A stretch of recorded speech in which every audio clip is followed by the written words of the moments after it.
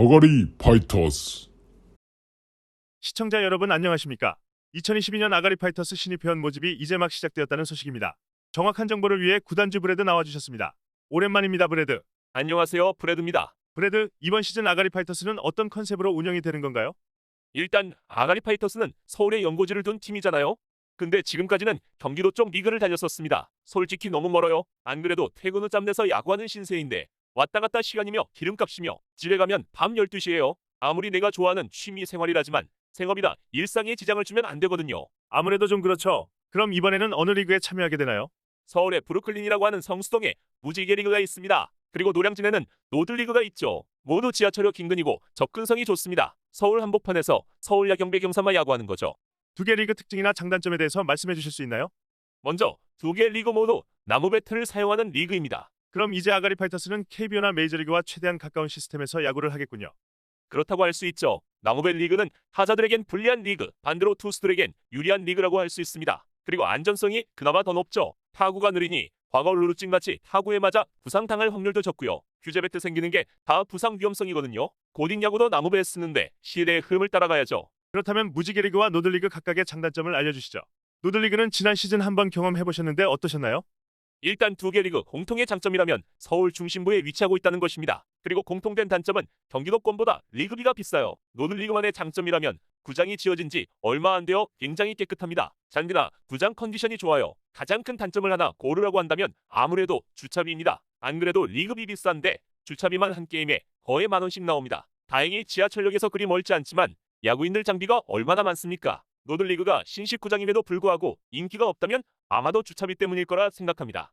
무지개 리그는 어떤가요? 주차비가 싸요. 경기 전에 연습도 하고 경기 끝나고 나와도 2,000원 정도 나오죠. 이 정도는 뭐 그러려니 할 수 있다고 보거든요. 대신 노들 야구장보다는 시설이 좀 노후되긴 했습니다. 최근 보수 공사를 했다고 하지만 노들구장과 비교해서는 부족하죠. 그렇군요. 아가리 파이터스는 지난 시즌 파워리그 준우승 리그비 할인 혜택도 마다하면서까지 서울로 왔습니다. 구단주로서 이번 시즌은 어떻게 준비하는지, 지난 시즌과 달라지는 점은 무엇인지 말씀 부탁드립니다. 먼저 지난 시즌을 평가하자면 제가 전혀 예상하지 못한 결과라고 할 수 있습니다. 창단 컨셉이 명확하지 않습니까? 흔히들 말하는 주전자급 팀원들을 모집했고 하물며 여성 팀원도 있습니다. 아시다시피 아가리 파이터스 라인업은 실력이 아니라 공정한 타석 배분 시스템으로 돌아가죠. 아가리 파이터스 감독은 쉽지가 않아요. 어찌 보면 할 수 있는 게 많지 않을 수도 있습니다. 배치기에 정해진 평균 타석 지키면서 라인업 짜고 경기해야죠. 그런데 감독은 그 조건에서 또 이기려고 노력해야 합니다. 어떻게든 이기려고 라인업 잡아야 이길 팀은 이기고 질 팀은 지는 게 사회인 야구 아니겠습니까? 그리고 우리가 틀린 게 아니란 것을 스스로 증명해냈습니다. 따라서 이번 시즌 역시 아가리 파이터스는 창단 모토를 그대로 이어갈 예정입니다. 그리고 지난 시즌과 가장 크게 달라진 점은 새로운 감독 체제가 시작되었다는 것입니다. 네, 소문 들었습니다. 아가리 파이터스 창단 롤모델이던 윤계선. 맞죠?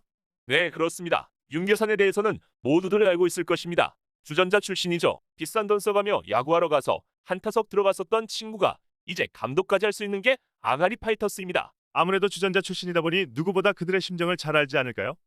태어날 때부터 야구 잘하던 사람 없죠. 당장 윤계산만 하더라도 자기 회사팀이 있으니 운 좋게 낙하산으로 경력 쌓았지만 회사팀이 없는 사람들은 야구하고 싶어도 못한다 이겁니다.